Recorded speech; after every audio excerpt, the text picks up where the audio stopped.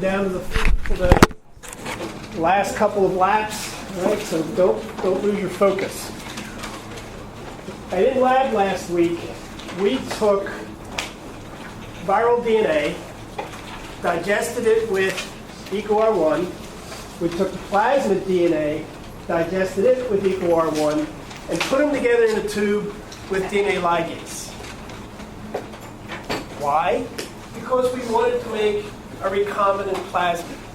So we took a plasmid, our PUC18, digested it with EcoR1, created sticky ends. We took our viral DNA, digested it with EcoR1, created several pieces with sticky ends, mixed them together in the tube with ligase, and hopefully we've got recombinant plasmids. We're going to take those and transform them into E. coli this week. Now, at the end of the day, I gave you one of these, right? And said, well, that's that's to address the last question in the hand-in sheet for today. So I want to go over a little bit about what that means, what that gel means and how to interpret it. And this is actually one of your gels, one of your classmates. On the page in the book is this thing, right?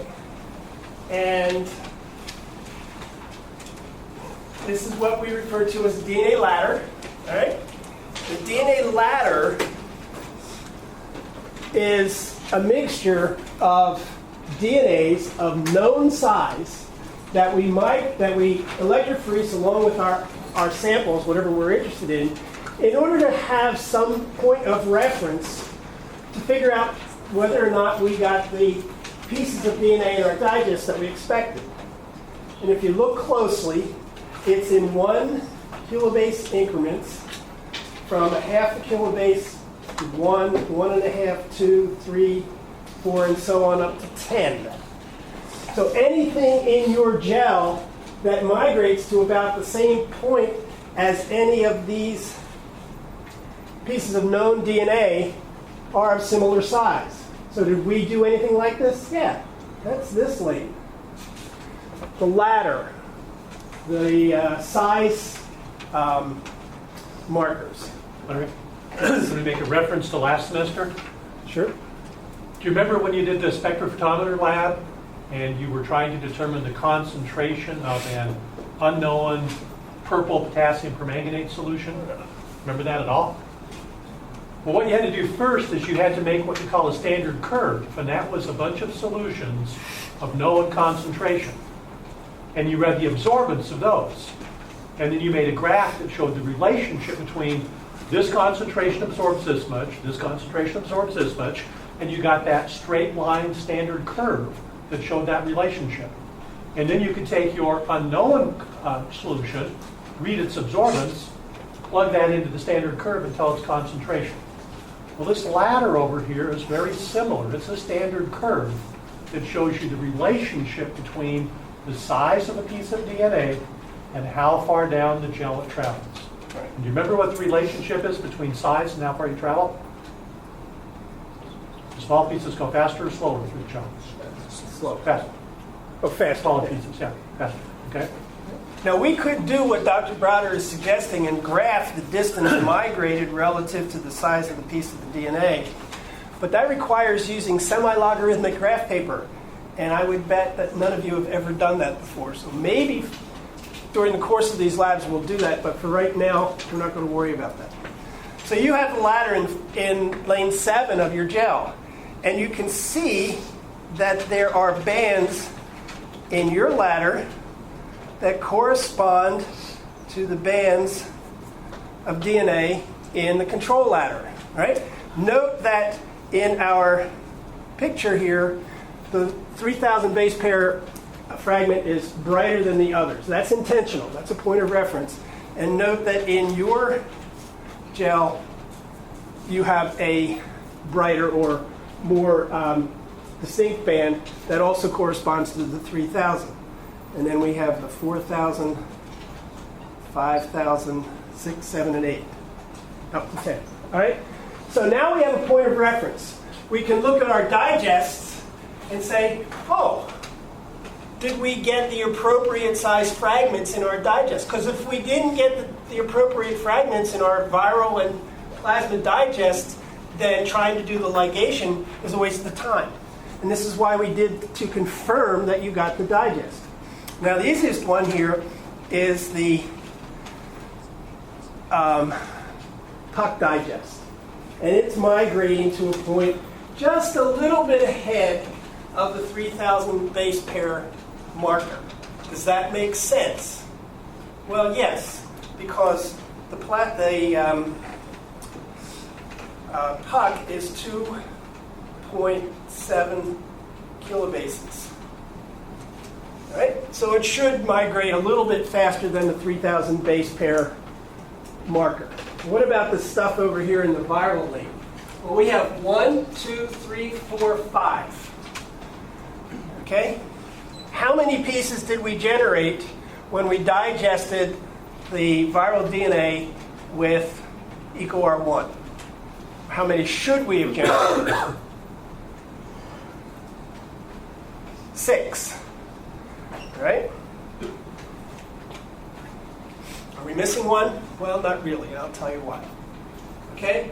The first of them, right here, is just above the 3,000 marker.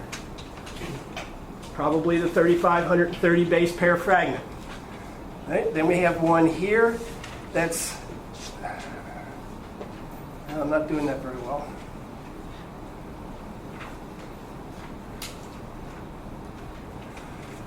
One here that's just below the 5,000 base pair fragment. This is the 5,000 base pair fragment. That's our 4878. That's the one we're really looking for because that's the one that has the gene that codes for the protein that we want to use to make the vaccine. Just above that, we see a band that's a little bit darker than these others. All right? And it migrates just above the 5,000 base pair fragment. All right? That's the combination of these two. They don't separate from each other because we don't run the gel quite fast enough. And then finally, we have a big piece up here, which is our 7421. So where's this piece? Well, that's this chunk of stuff up here. All right? So this is how you interpret the gel. And this is going to be really important for your final conclusions. Because if you are successful at generating the recombinant plasmid, if you are successful at transforming that plasmid into a bacterium, growing up that bacterium, and isolating the plasmid, the recombinant plasmid, you should end up with an image that has the plasmid DNA and one of these. Okay? So do you understand what I'm asking for up there as far as interpreting what I gave you from your gel on Friday?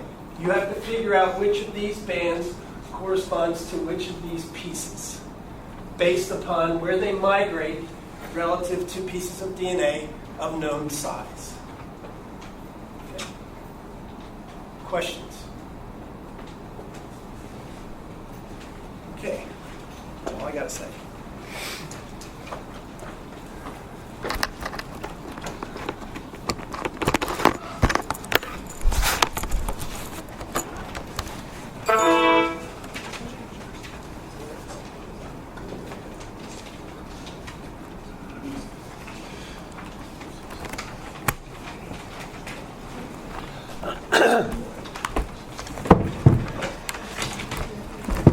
Okay, so in reference to our hypothetical scenario, you've been hired, you have read, hopefully, your employee resource manual, and you're now working in the lab. What's your job? What job have you been assigned? What are you supposed to be doing? Your boss comes in and says, okay, what you doing? If you give him a blank or her a blank stare, turn in your papers to HR. You're done. What's your job? What's your assignment?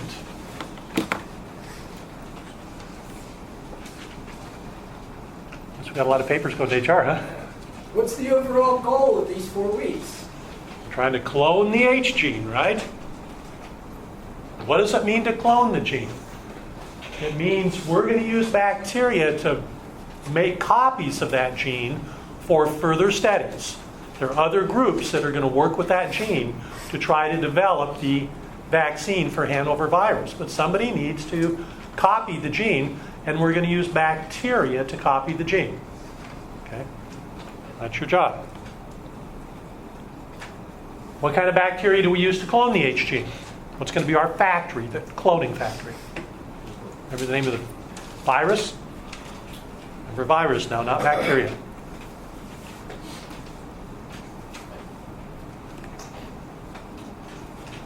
Oh, I'm sorry. I didn't ask the right question. What kind of virus do we use to get the DNA? We use the lambda virus. Somebody said E. coli. What kind of bacteria do we use? Yes, we use E. coli. And specifically, that E. coli has a couple of characteristics. It's sensitive to ampicillin. So if we grow that particular E. coli on plates of agar that contain ampicillin, what's going to happen? It's not going to grow, right? It's going to get killed by the antibiotic. Furthermore, these particular bacteria are lacking the LAC-Z gene. What does the LAC-Z gene encode?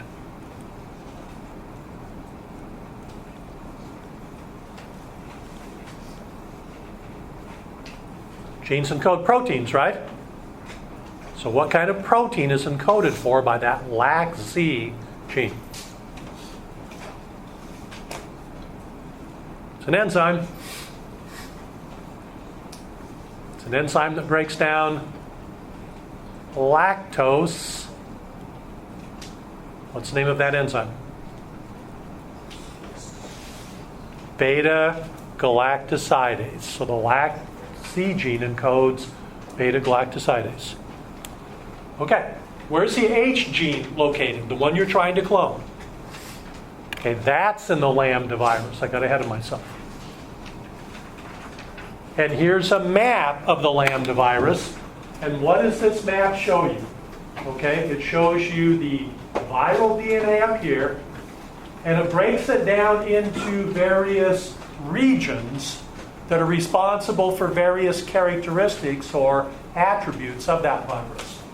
So down in this particular part of the genome, there are genes that encode for, head proteins, okay, and then tail proteins. This region has to do with attachment, integration, excision. This is called the control region, and this is called the lysis region.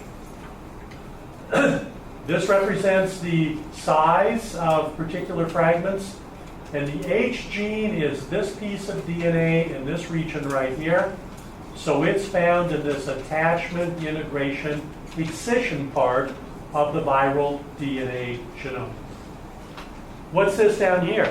This represents the pieces of DNA that will be generated if you incubate this intact viral DNA with Echo R1. So there's an Echo R1 site here, there's another one here, another one, another one. And when we cut up the viral DNA, the lambda DNA, with Echo R1, we're going to generate these pieces of DNA, the ones Dr. Morton was just referring to. How many pieces of DNA do we get? 6 of them. And they're of different sizes, big ones and then smaller ones. So which one do we want? Well, our H gene is in this region corresponding to this part of the DNA. So we're looking for this particular fragment out of the 6. This is the one that we want bacteria to copy for us. That's the gene we want to clone. Oops. So, how do we get lambda genes into a PUC18 plasmid? Well, this is what you did last time. You incubated the plasmid and the lambda with Echo R1, and you added DNA ligase. What happens when we incubate these two types of DNA, different DNAs, with the same restriction enzyme? What does a restriction enzyme do to them?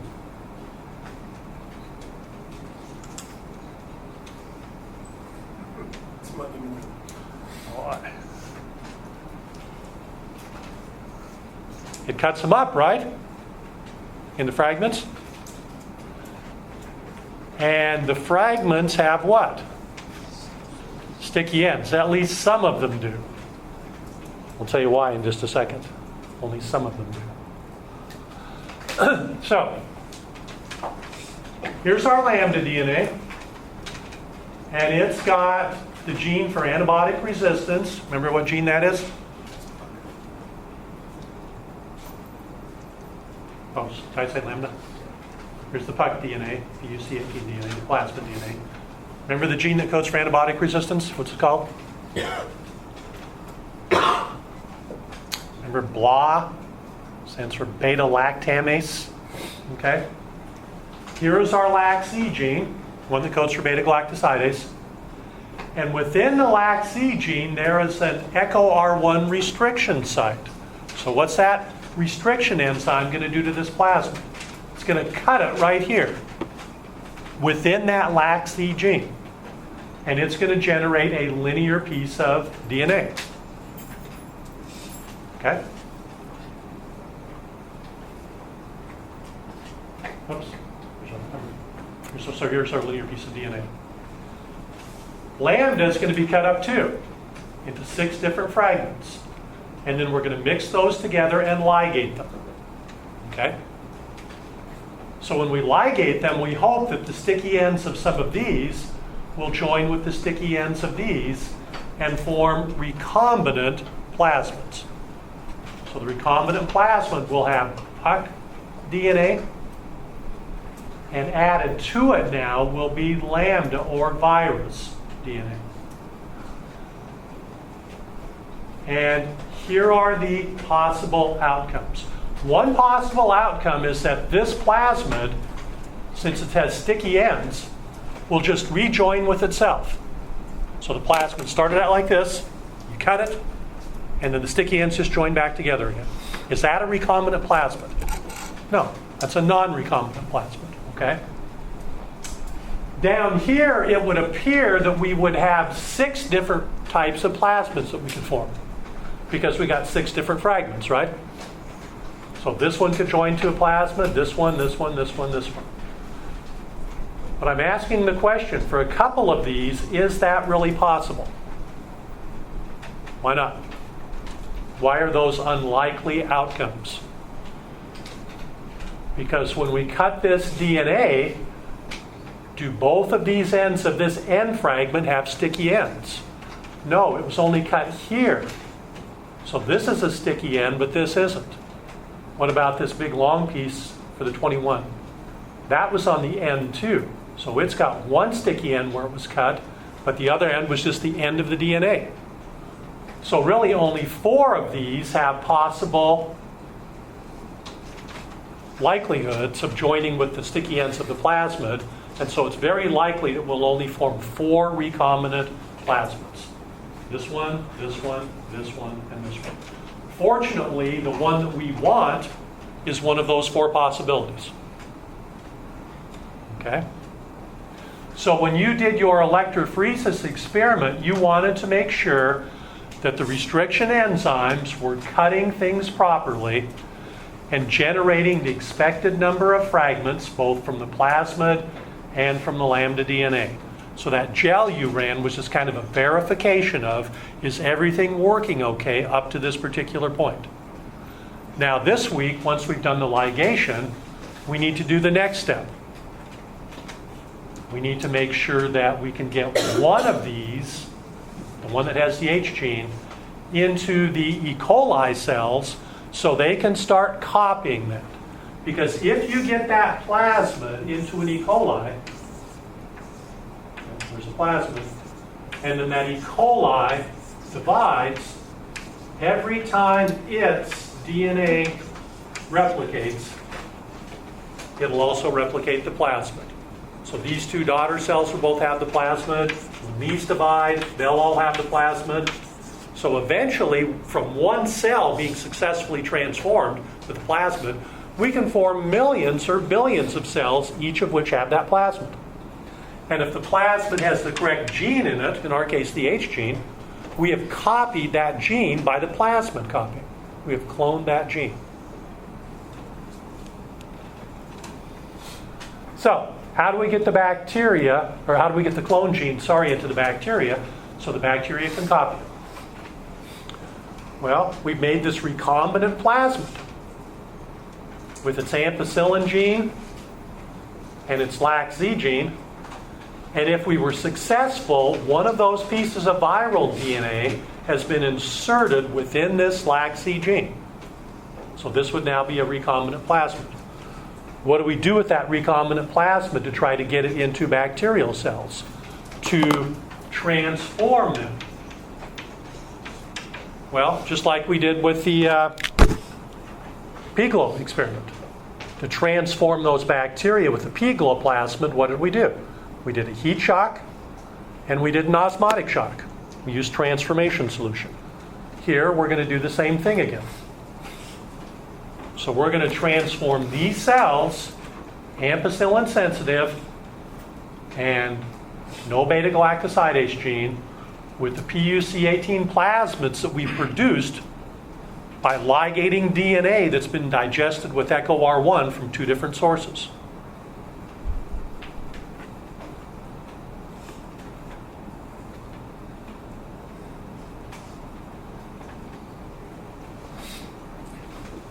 We should then get 4 different possible types of plasmids, and when we do this transformation, any one of these potentially could have gotten into any E. coli cell.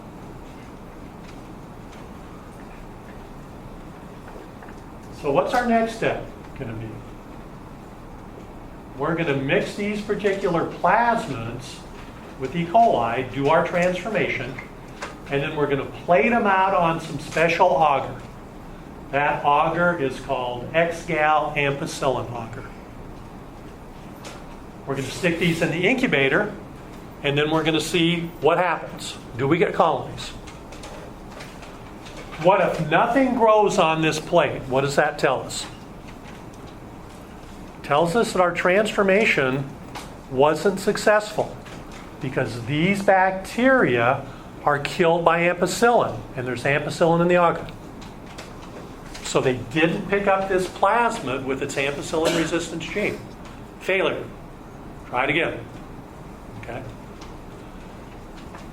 What if we do get colonies? Well, then we're partway there. But could those colonies represent non-recombinant plasmids being taken up? Ones that just split open and join back together again. Because they have the ampicillin resistance gene. Okay, so that's a possibility.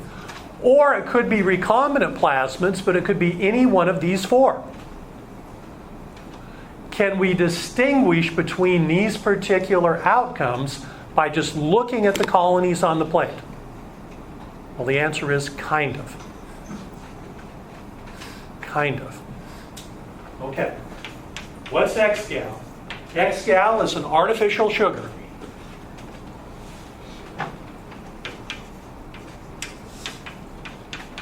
And in the presence of beta-galactosidase, X-gal is hydrolyzed into some blue compound. We're not going to worry about what the compound is, but blue indicates that that enzyme is active and breaking down that particular substrate.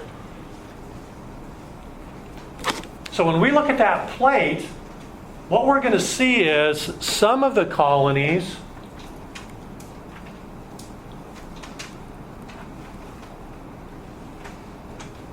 will be the blue color, but other colonies, are going to be a white color. So what's the difference between blue and white? Blue colonies have an active beta-galactosidase gene, so they acquired this plasmid. They can now grow on ampicillin, but their beta-galactosidase gene was active and therefore hydrolyzed the X-gal.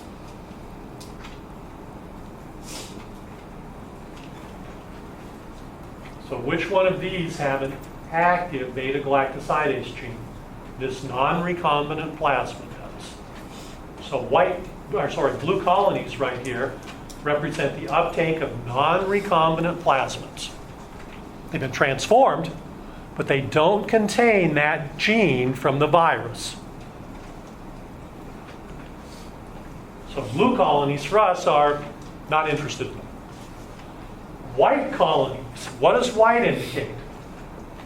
White indicates that the beta-galactosidase enzyme isn't active. And this colorless substrate isn't being converted into a blue product because the enzyme isn't working. Why might the enzyme not work? Because when you form these recombinant plasmids and stick the viral gene into the plasmid, where does it insert? Right in the middle of that LAC-Z gene. And if you stick some random DNA in the middle of a gene, is that going to disrupt its function? You bet. Because when that gene is transcribed into a message, it's going to have all this viral DNA in it. And when that message is then translated into a protein, it's not going to make the right protein. It's not going to make beta-galactosidase. And so consequently, this particular enzyme is going to be inactive. The sugar in the environment, the X-gal, isn't going to be hydrolyzed, and the colonies will be white. So any white colonies represent successfully transformed bacteria with a recombinant plasmid. But there's 4 different possible types of recombinant plasmids. If I look at this colony right down here, which particular of those might it be? We don't know. We can't tell by looking at it. If you look at those plates, there is not a little sign on those white colonies that say,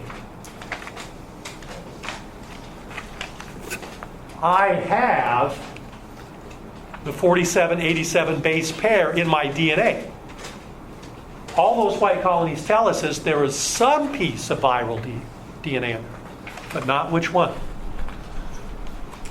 So this is almost like going to a library and looking for a book, and the books don't have any titles on them. How do you know which book you're going to get out of the library with no titles? We got a bunch of colonies here, and they represent colonies that have been transformed by engineered or recombinant plasmids. But we don't know which one has the desired gene in there. If we can figure out which one does have the desired gene, let's say this was the one that had the 4878 base pair that contains the H gene, we could just pull that off the plate and put that in a big tube of broth and let it grow. And every time it divided, it would copy that plasmid for us and therefore copy the gene. But we don't know which colony we want. So how do we determine which white colony we want? Well, that's what you're going to learn in week 3 and week 4. Right. Okay? We're going to have to screen that plate. We're going to have to look at that library of colonies and figure out which colony has which piece of DNA in it. We're going to keep going over this. I mean, this is not intuitively an easy concept to understand, but this is basic genetic engineering, and this is the kind of stuff that's the heart of many, many different technologies. It's really important for you to understand what we mean when we say a recombinant plasmid. If you don't understand what that word means, then a lot of what we're saying is probably going in one ear and out the other. The other thing has to do with the insertion of a piece of foreign DNA into the LAC-Z gene and the effect that has on the function of the gene product, whether or not you get a functional beta-galactosidase. Those are 2 really new principles that you really have to grasp to understand this. I will go over a little bit more of this this afternoon in my introduction to the lab.